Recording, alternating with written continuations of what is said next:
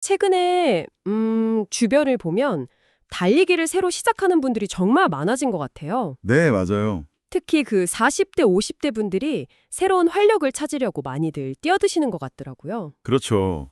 그래서 오늘 저희가 살펴볼 자료들이 신문 기사부터 전문가 블로그, 심지어 그 물리치료사 유튜브 영상까지 정말 다양합니다. 네. 단순히 달리세요! 이게 아니라 달리기가 우리 몸과 마음에 미치는 영향부터 부상을 피하는 구체적인 방법, 그리고 장비 선택까지. 아주 핵심적인 내용들이네요. 네, 이번 탐구를 통해서 당신이 지속 가능한 러너가 되는 길을 한번 같이 찾아보겠습니다. 지속 가능한 러너. 정말 중요한 말이네요. 사실 많은 분들이 궁금해하시죠. 왜 사람들은 그렇게 달리기에 열광할까?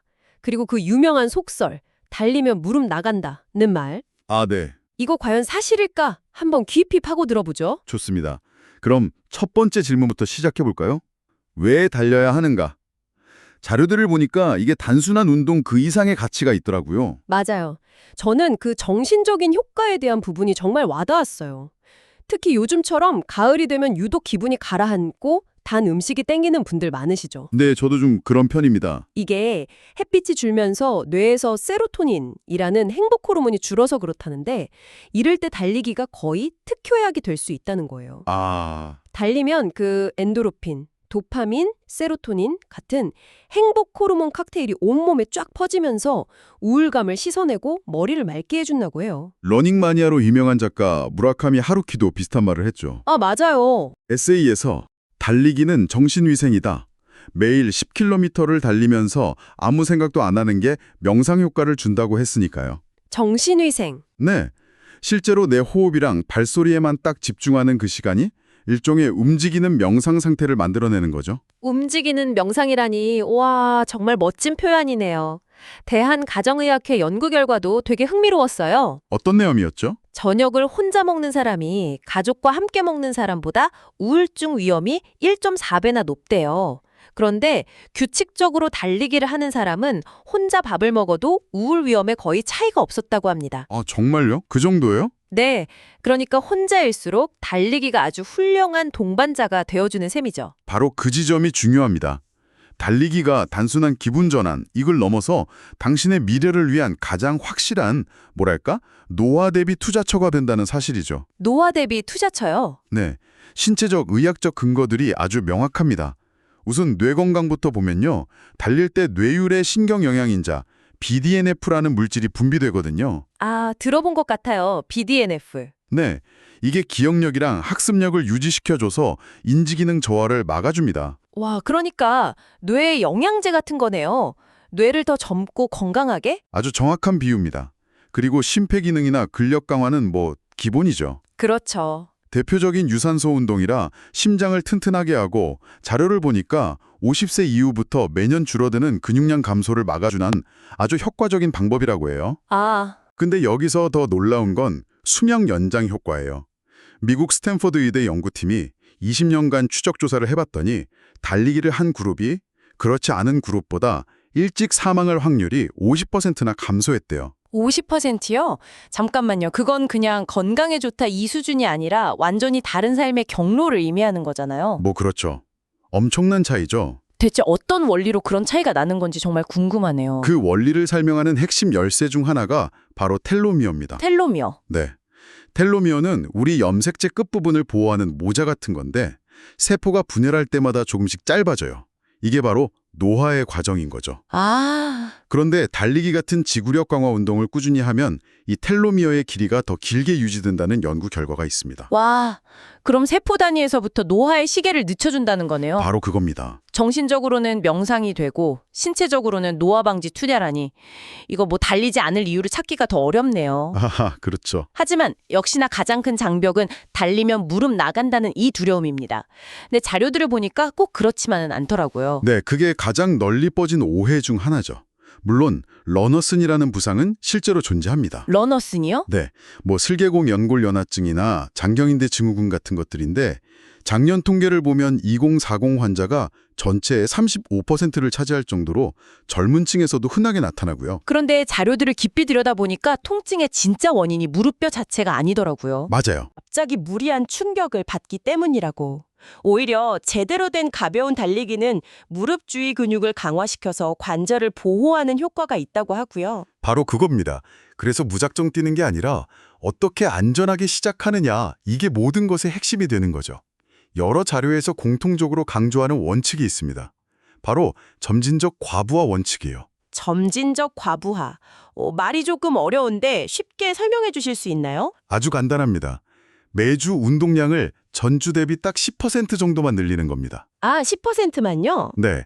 예를 들어 첫 주에 총 2km를 달렸다면 다음 주에는 2.2km, 그 다음 주에는 2.4km 이런 식으로요. 아하. 우리 몸의 근육과 관절이 새로운 자극에 적응하고 더 강해질 시간을 충분히 주는 거죠.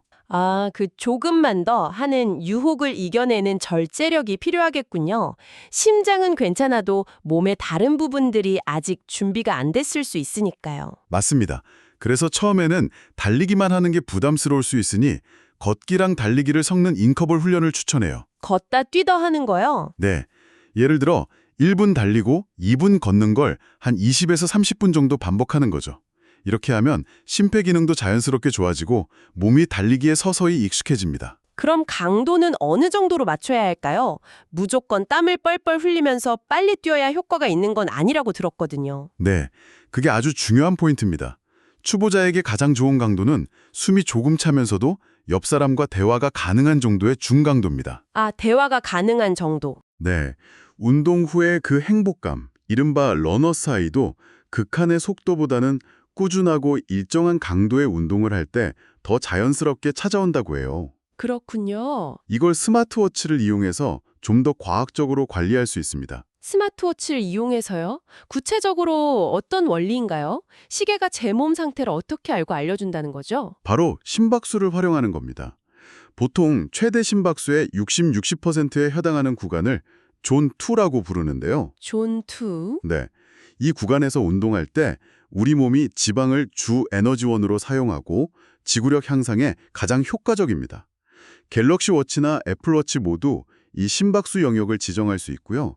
너무 빨라지거나 느려지면 진동으로 알려주니까 페이스 조절에 아주 유용하죠. 와, 정말 스마트하네요. 장소 선택도 중요하겠어요. 아무래도 충격이 덜한 곳에서 시작하는 게 좋겠죠? 물론입니다.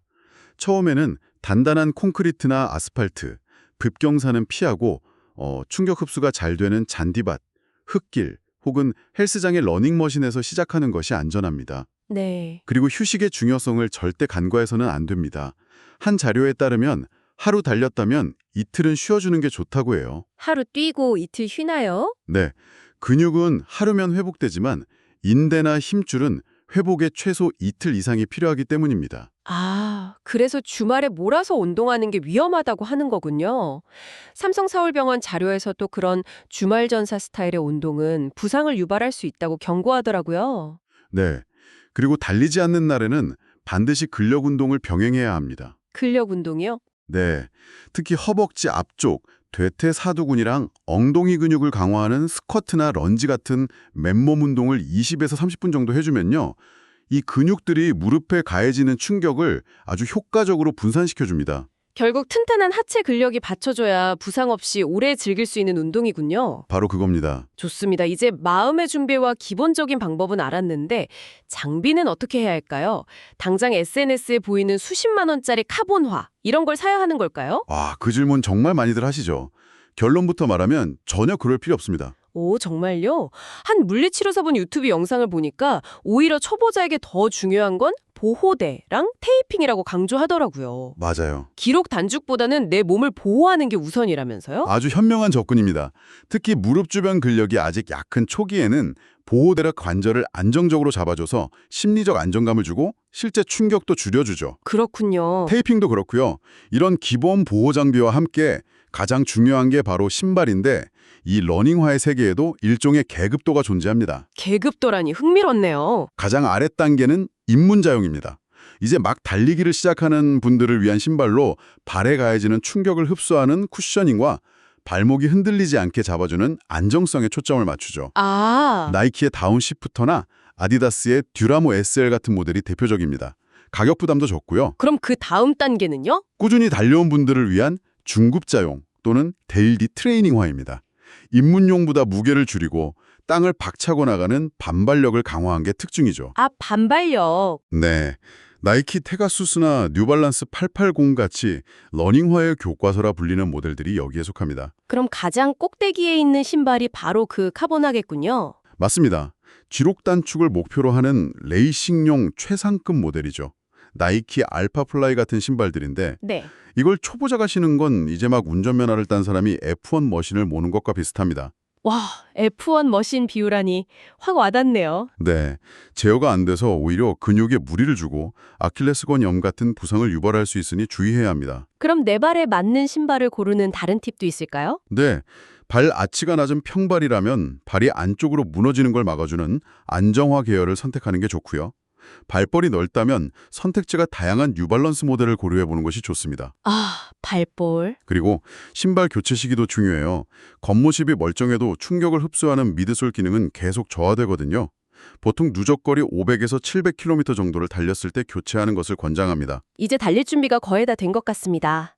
그런데 달리기 전후 스트레칭 귀찮아서 생략하는 경우가 많은데 자료들을 보니 이게 부상 방지의 진짜 핵심이더군요. 네, 맞아요. 특히 달리기 전과 후의 스트레칭이 완전히 달라야 한다는 점이 저는 좀 놀라웠습니다. 네, 그 부분을 명확히 구분하는 것이 정말 중요합니다.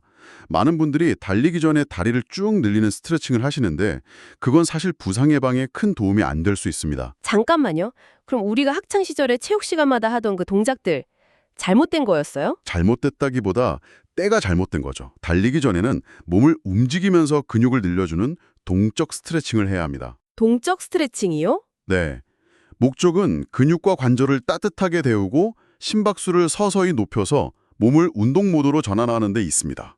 아, 달리기 직전에 근육을 길게 늘리는 정적 스트레칭을 하면 오히려 일시적으로 근육의 힘과 반응 속도가 감소해서 부상 위험을 높일 수 있다는 연구 결과도 있습니다. 와, 그건 정말 몰랐던 사실이네요. 그럼 구체적으로 어떤 동작들이 동적 스트레칭에 해당하나요? 한 5분에서 10분 정도면 충분합니다.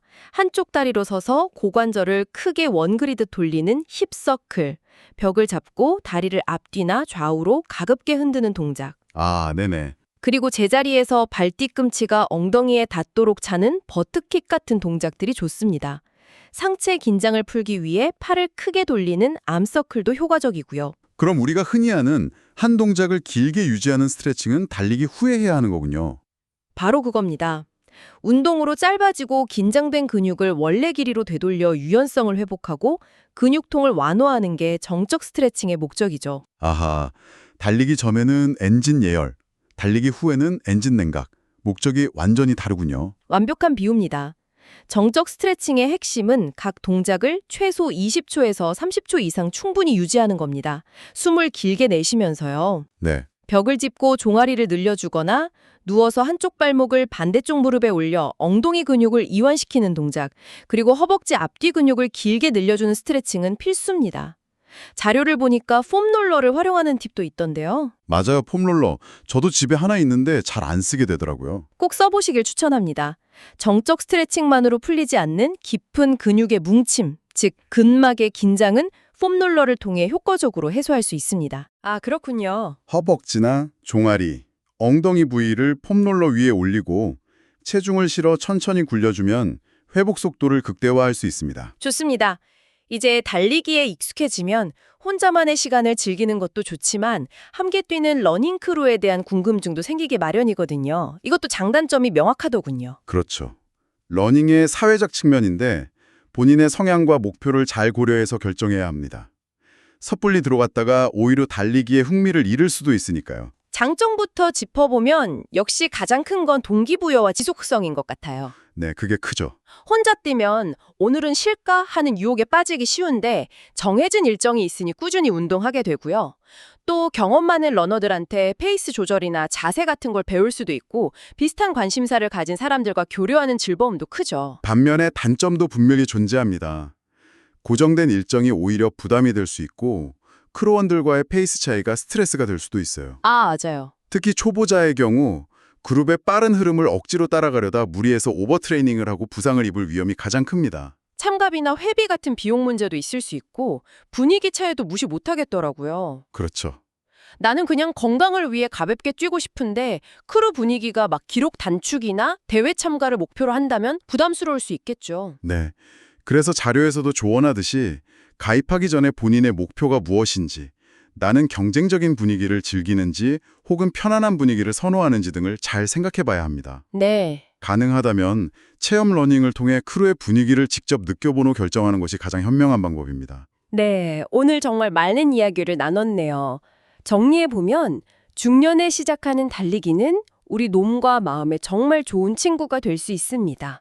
다만 점진적으로 천천히 시작하고 비싼 장비보다는 내 몸을 보호하는 기본에 충실하며 달리기 전후의 스트레칭을 반드시 챙기는 것, 이게 중요하겠네요. 맞습니다. 오늘 살펴본 모든 자료가 공통적으로 말하는 것은 결국 자신의 몸과 대화하라는 것입니다. 몸과의 대화? 네. 통증은 몸이 보내는 중단 신호이고 적절한 휴식은 게으름이 아니라 훈련의 일부입니다. 결국 내 몸의 한계와 가능성을 존중하며 꾸준히 나아가는 것이 더 멀리, 더 오래 달리는 유일한 방법입니다. 무라카미 하루키는 달리기라는 행위를 통해 글쓰기에 필요한 정신력을 얻는다고 했습니다. 당신에게 달리기는 어떤 의미가 될 수 있을까요?